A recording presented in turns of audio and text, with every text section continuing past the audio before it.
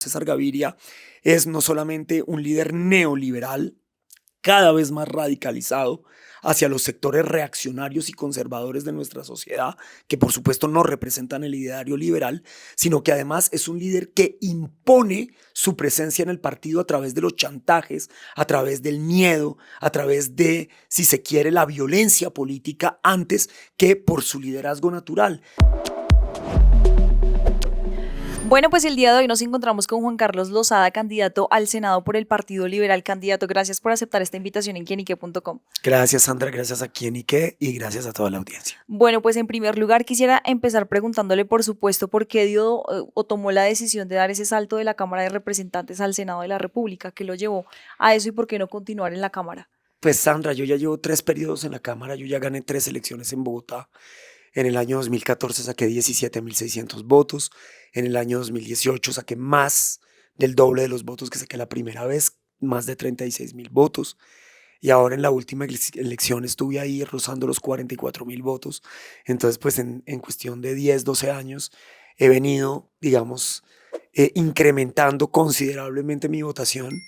Y me parece que era momento como de asumir un nuevo reto, tal vez de pues en realidad en el Congreso, la Cámara y el Senado hacen exactamente lo mismo. Hay algunas pequeñas diferencias. El Senado elige los magistrados de la Corte Constitucional, elige al señor Procurador General de la Nación, mientras la Cámara elige al Defensor del Pueblo. Son pequeñas diferencias, pero me parecía, digamos, muy excitante, si hay que decirlo de alguna manera, salir a hacer una campaña nacional y ver si estoy a la altura de hacer una campaña de ese estilo.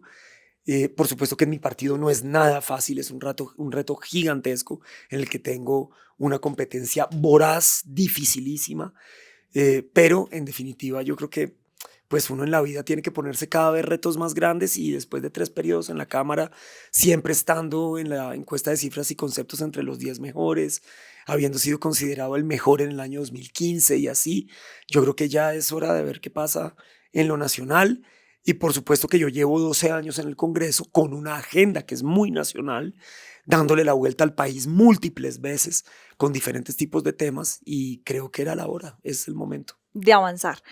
Por supuesto que sí, candidato. Usted se ha caracterizado por ser, digamos, o ser líder o bandera de proyectos ambientalistas y también animalistas. ¿Cuáles vendrían siendo esas banderas verdes que usted le gustaría impulsar en esta legislatura? Pues fíjate que en el tema ambiental hemos hecho muchas cosas en los últimos años, dos de ellas icónicas, la prohibición de los plásticos de un solo uso. Yo creo que se necesita seguir en el Congreso para seguir impulsando esta política de reducción de plásticos. Colombia es el único país que el año pasado reportó un decrecimiento de la producción plástica en casi 154.000 toneladas y la ley va a entrar en vigor en el año 2030 de manera plena. Entonces, poder seguir trabajando en este tema. Yo estuve en la negociación internacional del Tratado Internacional de Plásticos de Naciones Unidas de manera muy activa. Entonces, también hay una agenda internacional en los temas ambientales que es absolutamente fundamental continuar. Yo fui el autor de la Ley de Delitos Ambientales, ahí todavía tenemos mucho que hacer. Es decir, ha sido muy difícil que en Colombia podamos capturar a los determinadores de los delitos, a los máximos responsables de los delitos ambientales y creo que hay mucho por hacer en esa materia. Por supuesto que la propuesta central en términos de medio ambiente que estoy proponiendo para el próximo periodo tiene que ver con la reforma a las corporaciones autónomas regionales. Las corporaciones autónomas regionales en el país son un foco de corrupción impresionante. Vaya usted, trate de sacar una licencia en una corporación para que vea la cantidad de trabas y la cantidad de peajes que tiene que pasar un ciudadano, mientras que en cambio a los amigos de los políticos les permiten hacer los peores vejámenes sin que las corporaciones jamás se enteren de los terribles daños que hay en sus territorios. ¿Cómo puede ser, por ejemplo, que la más pobre de todas las corporaciones sea la que tenga que cubrir la mayor extensión de territorio en el país y posiblemente el más importante de los territorios ambientales, que es con Amazonía? Todo el territorio amazónico prácticamente está cubierto por solo una corporación autónoma regional. Ahí hay que hacer unos, si se quiere, una reforma urgente y pues ustedes recordarán que gran parte del escándalo de la UNGRD pasó también por las corporaciones autónomas regionales. Ahí está el último contrato que firmó la noche antes de renunciar Olmedo López por 156.000 millones de pesos a la Corporación Autónoma Regional de Antioquia y a la Corporación Autónoma Regional de Urabá, que son dos de las tres de Antioquia, que son propiedad de un conocido clan político, el clan de Julián Bedoya, de la hoy candidata al Senado por mi partido, la señora María Eugenia Lopera, y por supuesto que ellos hicieron un abril, una fiesta con los recursos de la UNGRD aunados a la Corporación Autónoma Regional de Antioquia. Eso es algo que tenemos que corregir de manera inmediata. Las corporaciones autónomas regionales hay que despolitizarlas y hay que convertirlas en verdaderas instituciones técnicas que no estén para servirle a los políticos de turno, sino que estén para servirle al derecho más colectivo de los derechos, que es el derecho a un medio ambiente sano. Ya nos decía usted que lleva 12 años en esta carrera política en el Congreso, pero ¿qué creo que siente que es lo que realmente necesita este nuevo Congreso del 2026? ¿Cuál debería ser ese principal enfoque de los nuevos congresistas? Pues yo te diría que, y esto es para la ciudadanía más que para los congresistas, porque son Mm. los ciudadanos los que van a decidir quiénes nos vamos a sentar tanto en el Senado como en la Cámara. Yo le hago un llamado a la ciudadanía que escoja los mejores, que no se dejen comprar la conciencia. Mira, yo que estoy dándole la vuelta al país, estoy absolutamente aterrado de la cantidad de plata que se está moviendo en las regiones. Los candidatos están gastando, pero unas cantidades aberrantes de dinero para comprarle la conciencia a los colombianos. Eso solamente envilece y empobrece la representación que los colombianos tienen que tener en el Congreso de la República. Yo los invito a que voten por los mejores. No importa cuál sea la agenda de cada uno. Muchos de los mejores congresistas, todos tenemos agendas distintas. Yo, por ejemplo, aprecio profundamente la agenda de Jennifer Pedraza, por ejemplo, es una gran agenda. Yo valoro muchísimo la agenda de Andrés Forero, valoro muchísimo la agenda, por ejemplo, de María del Mar Pizarro o de su hermana María José, que es una gran amiga de muchos años, hasta del colegio, somos compañeros. Ujú. Hay muchos congresistas buenos en todos los partidos. Y yo tengo una agenda que es diferente a la de los demás. No es una cuestión de agenda.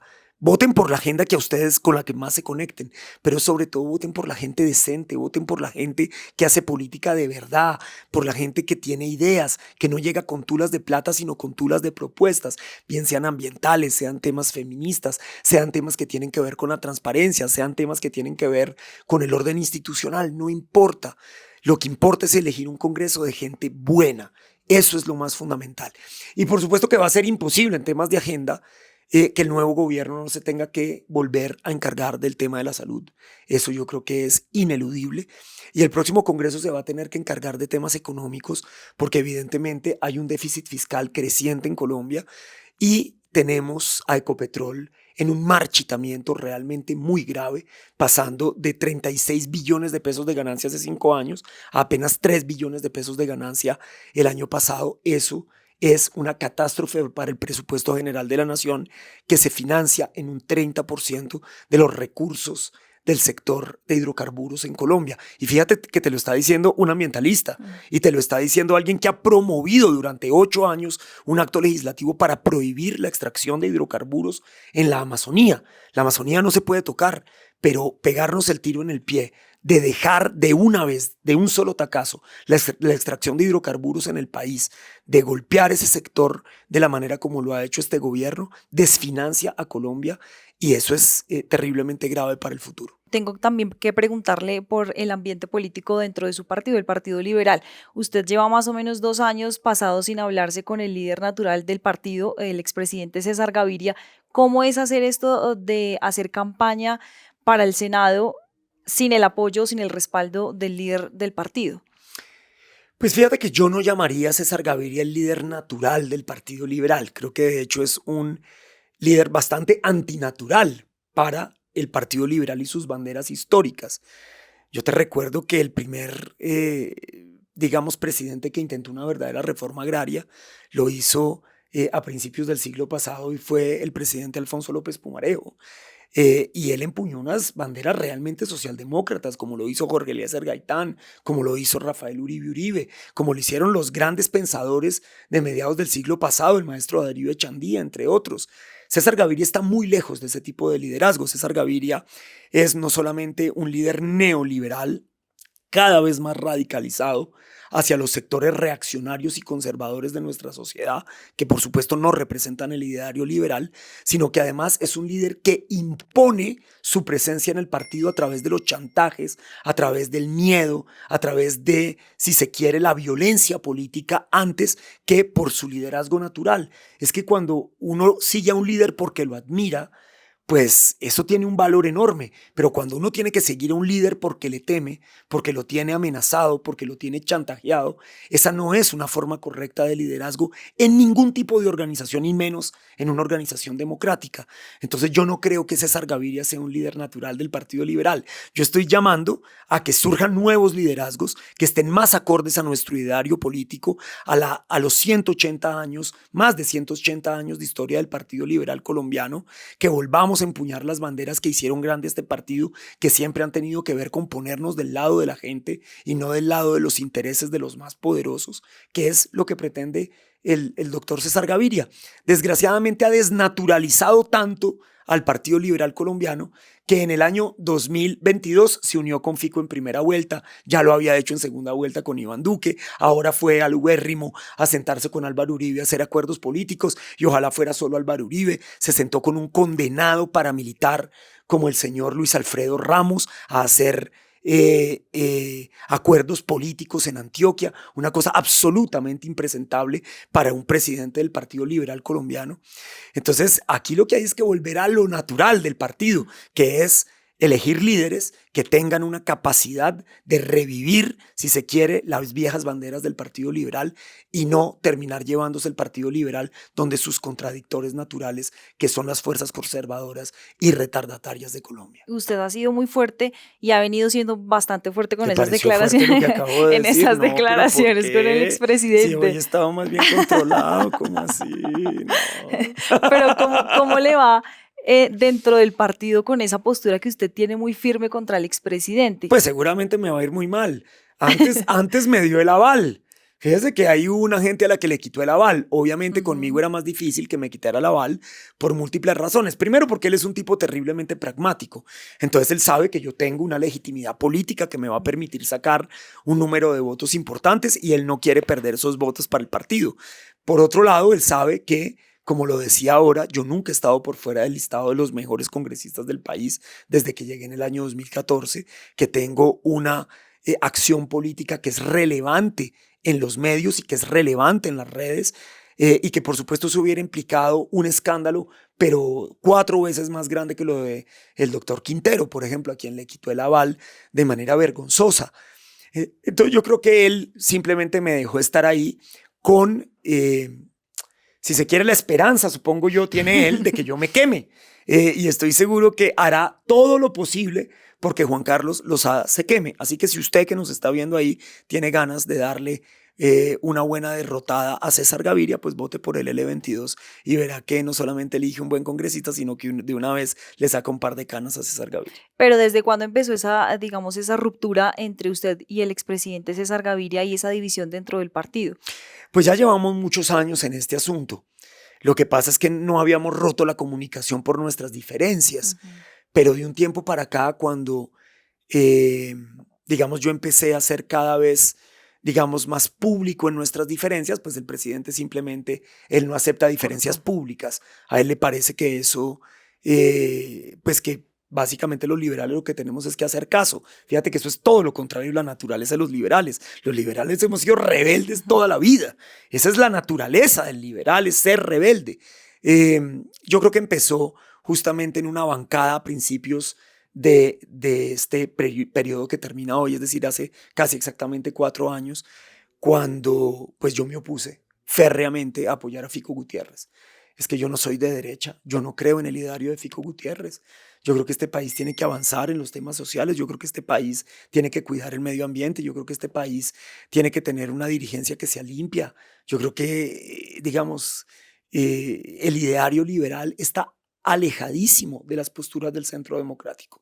Entonces ahí cuando yo salí públicamente a controvertir su decisión, eso a él no le gustó. Luego cuando denuncié cómo se sentaba tras bambalinas, a puerta cerrada, con Rodolfo Hernández para hacer acuerdos políticos, pues parece que eso tampoco le gustó y ahí la cosa se fue, digamos, calentando cada vez más. Hasta que se ha vuelto insostenible, pero yo ya llevaba bastante tiempo reclamándole públicamente que llevara a cabo la Convención Nacional Liberal. Es que nuestros estatutos son claros, la Convención Nacional Liberal se tiene que hacer cada 2 años. Yo te recuerdo, Sandra, que los estatutos de los partidos en Colombia son ley de la República y luego él estaba violando la ley y recuerdo que el Consejo Nacional Electoral nos impuso una sanción pecuniaria que estuvimos a punto de perder la personería jurídica porque César Gaviria, con tal de quedarse con el poder de dar los avales y de esa manera poder chantajear a todo el mundo a su antojo, pues decidió no hacer la Convención Nacional Liberal y una vez la hizo en Halloween. El Día de las Brujas por eso nosotros le pusimos la Convención del Terror, ¿cierto? Que el chiste se cuenta solo.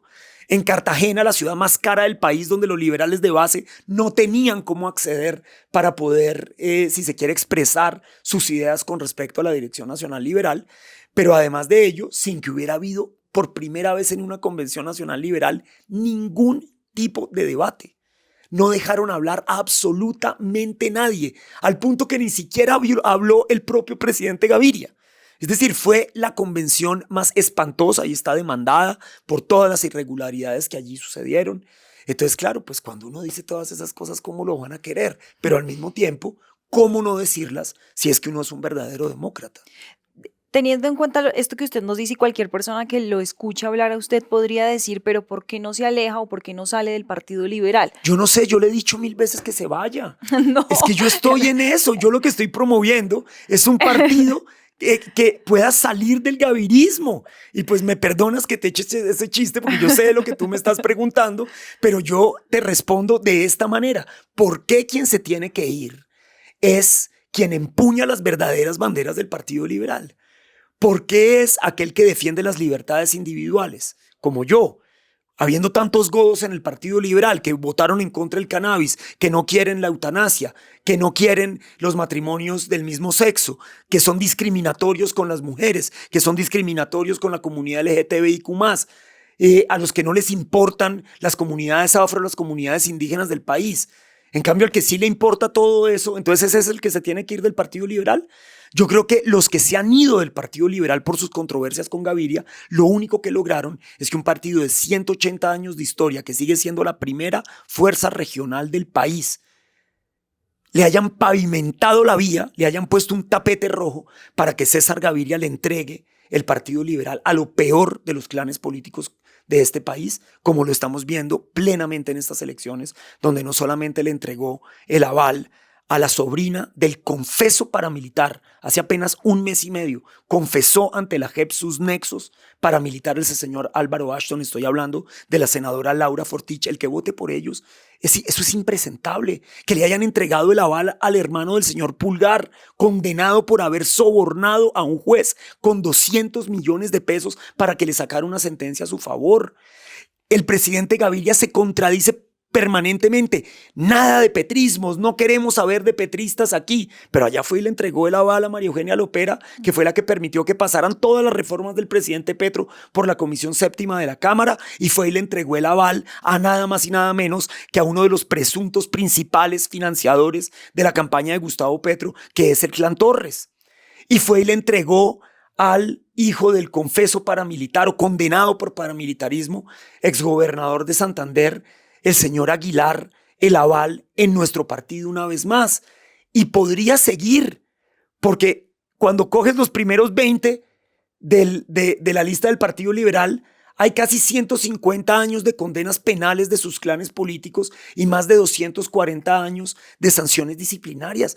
¿Cómo va el señor Gaviria a convertir al Partido Liberal en esto?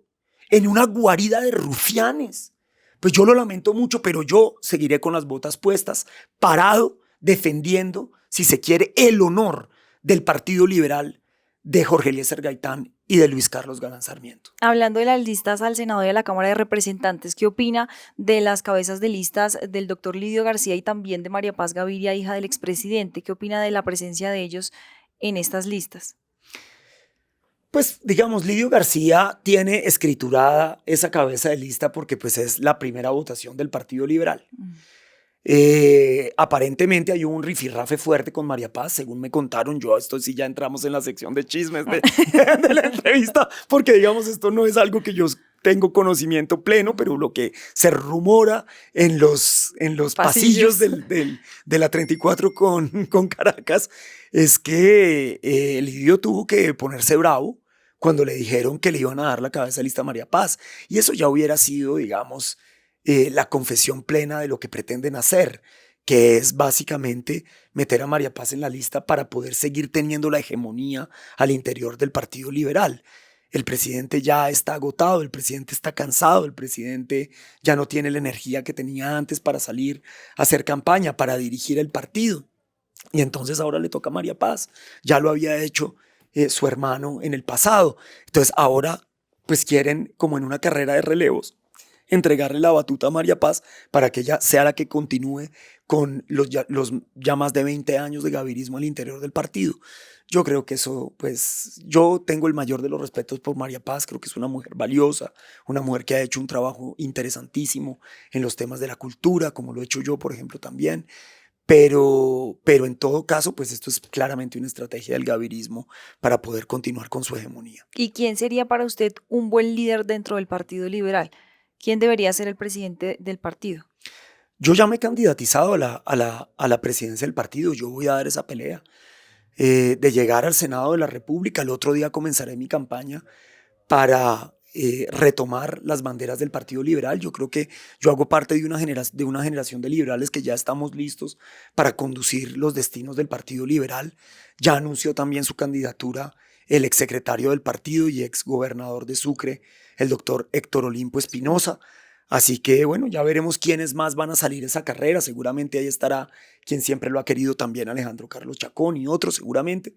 Pero yo esta vez sí voy a ir muy seriamente por la presidencia del partido, porque creo que yo represento los valores liberales que ya quedan muy pocos, al menos en la bancada parlamentaria, porque en las bases esos valores están. A mí me sorprende por las redes sociales cada vez que ven este tipo de entrevistas donde yo pues doy mi parecer sobre el Partido Liberal. Salen los liberales de antaño a decir qué bueno que usted se le enfrente a César Gaviria, han marchitado el Partido Liberal, y es que es cierto. Cuando yo llegué en el año 2014 teníamos 40 representantes de la Cámara, hoy tenemos 3, hoy tenemos 33, teníamos 20 senadores de la República, hoy tenemos 13. Es decir, ese es el legado del gavirismo, el marchitamiento pleno del Partido Liberal. Lo están convirtiendo en una especie de partido de la U, que es una colcha de retazos de maquinarias políticas que ya no están hiladas entre ellas por ningún tipo de ideología, sino simplemente es una cuestión de intereses locales de esas maquinarias que se amalgaman para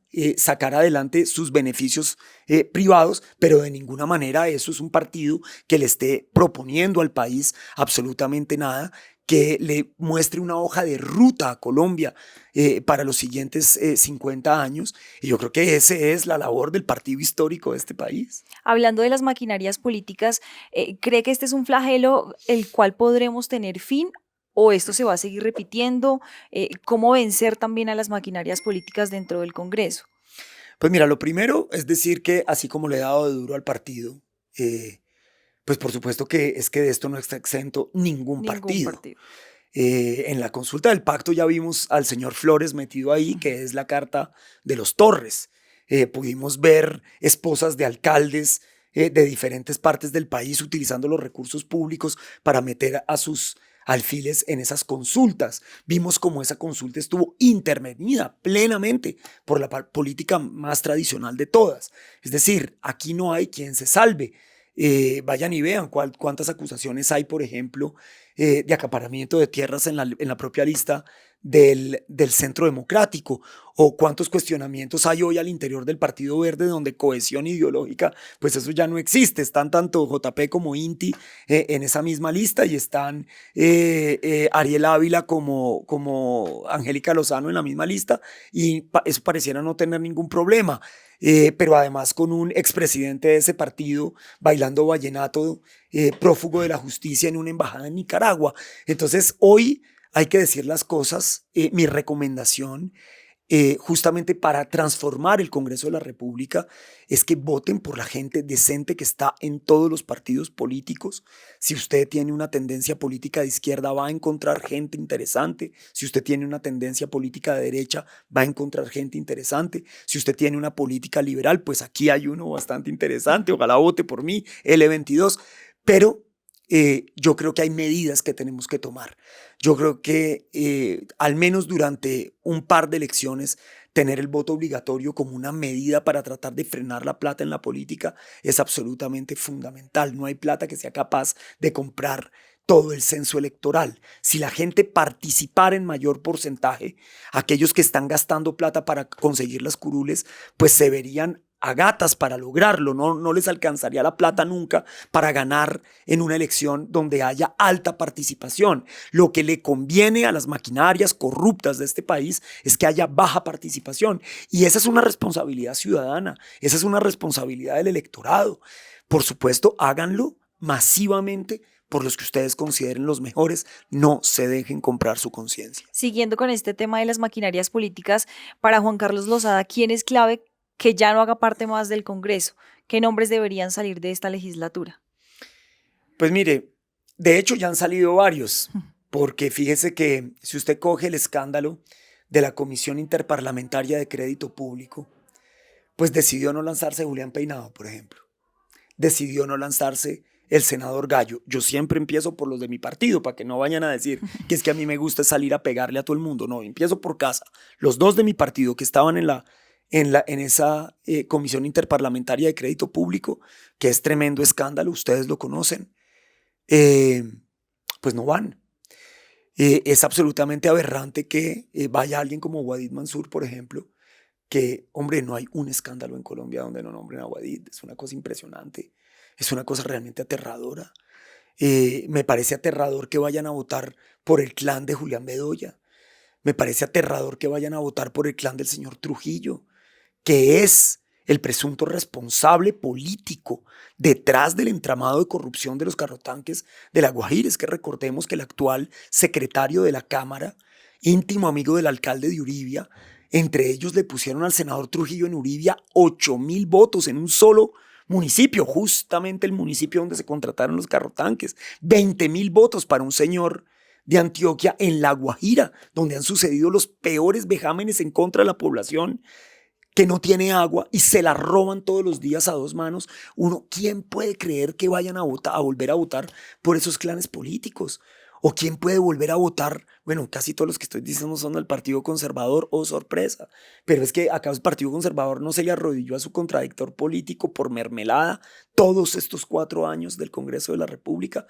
Todos esos que no tienen ninguna independencia, que votan por transacciones en el Congreso de la República y no por convicciones, deberían salir del Congreso. Ya nos ha dejado también claro usted que no va con el uribismo, pero ¿qué tan cerca está usted del petrismo? Pues lo que pasa es que yo soy independiente. Es decir, lo fui durante el gobierno de Juan Manuel Santos, lo fui durante el gobierno de Iván Duque y lo he sido durante el gobierno de Gustavo Petro.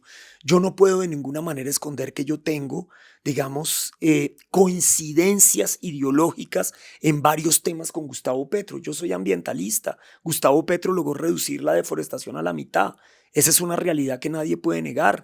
Yo he defendido una reforma agraria en Colombia. ¿Quién va a negar que Iván Duque no alcanzó a entregar 10.000 hectáreas de tierra y que Gustavo Petro va en más de 600.000? Con todos los problemas que puede haber en la unidad de restitución de tierras, que entregaron tierras improductivas donde no eran, a quienes no eran, como todas las críticas que uno quiera, pero ¿quién le quita a Petro que hizo eso? Ahora, yo he sido terriblemente crítico de Petro con la corrupción. Yo destapé esa olla que tienen en Antioquia, en esas corporaciones autónomas regionales, con el señor Olmedo López, que recordemos fue secretario de Medio Ambiente del senador Trujillo, cuando el senador Trujillo era alcalde de Itagüí. Es que eso todo es un solo equipo. Bedoya, Trujillo, Echavarría, Lopera, yo hablo con nombres propios. Todo ese entramado lo he estado denunciando yo. Y eso involucra directamente al presidente Gustavo Petro. A mí que no me vengan con cuentos que ese equipo político tiene Findeter, la UGPP, 2 corporaciones autónomas regionales, según me dicen ahora también la Superintendencia de Subsidio Familiar, que les entregaron parte del programa de Jóvenes en Paz y que el presidente de la República nunca se enteró que semejante nivel de grupo político, de maquinaria cuestionadísima desde todos los ángulos, pues es una de las que más goza de la mermelada de su gobierno. Yo no creo que eso pueda pasar en Colombia sin que el presidente esté plenamente consciente y que el presidente haya permitido semejante nivel de corrupción. Y eso mismo lo puedo decir con otros clanes políticos. ¿O será que el clan Torres no está involucrado? Ahora le acaban de dar otro contrato multimillonario de $500 millones en contratación y entonces el presidente no se enteró de eso. Yo he sido muy crítico con el presidente en esos temas. Acompañé unas reformas, otras no las acompañé. Acompañé al presidente Gustavo Petro en lo que tiene que ver con la jurisdicción agraria rural. Por supuesto que lo acompañé. Es una lucha que yo venía dando con Juanita Gobertus desde la época de Iván Duque. Nosotros estábamos sacando adelante el proyecto de una especialidad agraria en ese momento que Duque nos vetó. Entonces, ¿cómo no voy a acompañar al presidente Petro en esa iniciativa? Entonces, claro, la independencia tiene un costo enorme, porque siempre cuando uno está de acuerdo con Petro, entonces petrista. Cuando me voy y denuncio, digamos, todo aquello con lo que no estoy de acuerdo en el gobierno de Petro, entonces es que soy un facho. No, por Dios, yo soy una persona independiente. Si me quieren decir de centro, como me quieran decir, no me importa. Yo me considero independiente y creo que esa es la política que vale la pena hacer en Colombia. Apoyar lo que uno cree que vale la pena y, por supuesto, denunciar y oponerse a aquello con lo que uno no concuerda. Una de las mayores excepciones, digamos, de los votantes del presidente Gustavo Petro, por supuesto, tiene que ver con los escándalos de corrupción que se dieron en su gobierno. Pero ¿cuál cree que vendría siendo la mayor deuda que le deja este gobierno de izquierda al país? Yo creo que el cambio en la forma de hacer política, que tiene que ver justamente con no solamente los escándalos de corrupción, sino también con la forma impresentable como han querido meter a la gente a la fuerza dentro del gobierno. El caso de Juliana Guerrero es solo uno. Yo, por ejemplo, denuncié la falsedad en documento público del entonces director de estupefacientes, a quien por mis denuncias la Procuraduría General de la Nación inhabilitó para ejercer cargo público durante 12 años. Él me puso una denuncia de injuria y calumnia por esas denuncias que la Corte Suprema, por supuesto, falló a favor mío. Fíjese usted, el señor Curtidor, para poder ¿cómo se llama? Presentar su experiencia laboral requerida para el cargo, ¿cierto? Su hijo le entrega un certificado de que él llevaba 10 años trabajando en la empresa, una empresa que se había creado.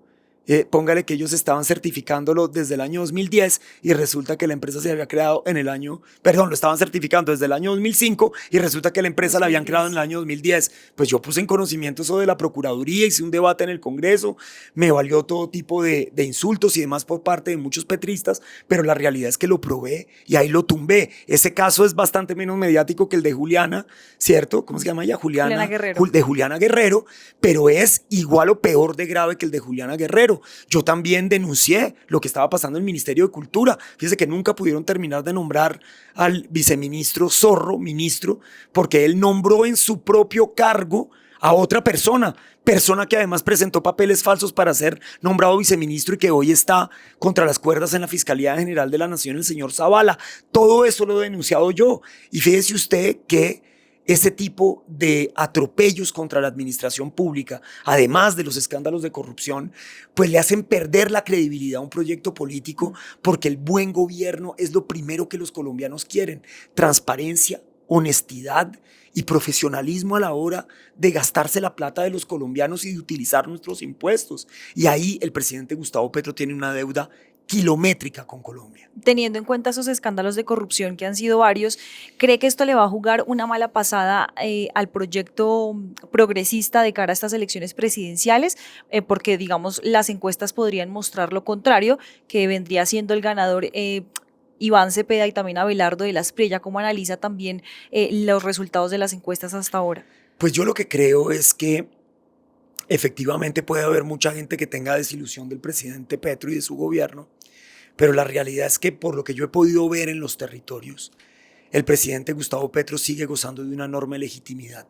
Y creo que eso no es solamente por su acción y su propuesta, creo que tiene que ver también por la ineficiencia y la dificultad enorme que tiene la derecha en Colombia para conectar con el pueblo colombiano. Hombre, vaya al carnaval de negros y blancos en Pasto y mire a ver si allá puede conectar un señor que viaja en avión privado que dice que el ajiaco es un potaje carcelario y que toma Moët Chandon mientras hace videos para el estrato 26 de Colombia en un despliegue de arribismo pocas veces visto en la política colombiana. Pues es obvio que ese señor no tiene con qué conectar con la gente popular de nuestro país. Eso es evidente. Hoy la derecha no le está ofreciendo nada a la gente que más vota en Colombia, que es esa gente olvidada de los territorios abandonados por el Estado. Entonces, a mí no me parece para nada inusual que hoy Iván Cepeda puntee en las encuestas, porque ese proyecto político ha sabido tocarle el corazón a la gente, así no le hayan cumplido. Mire, yo estuve en Toribío reunido con 10.000 cultivadores de cannabis.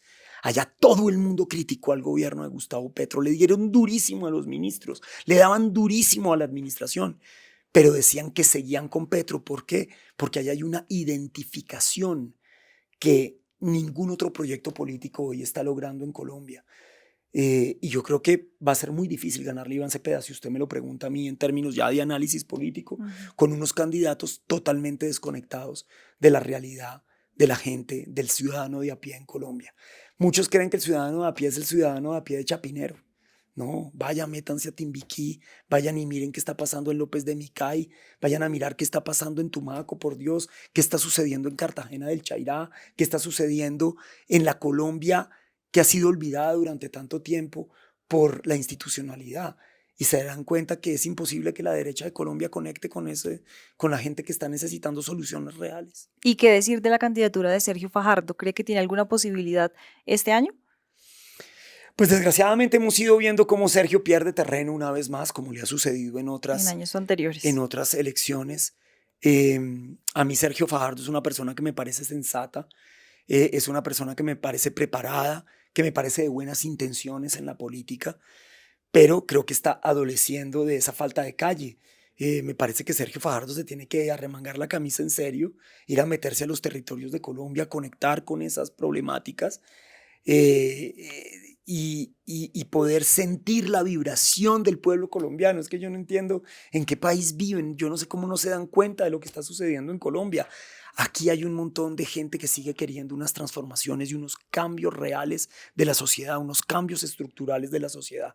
Muchos de ellos pueden estar decepcionados de muchas cosas del gobierno de Petro, pero no van a renunciar a su lucha, no van a renunciar a su reivindicación.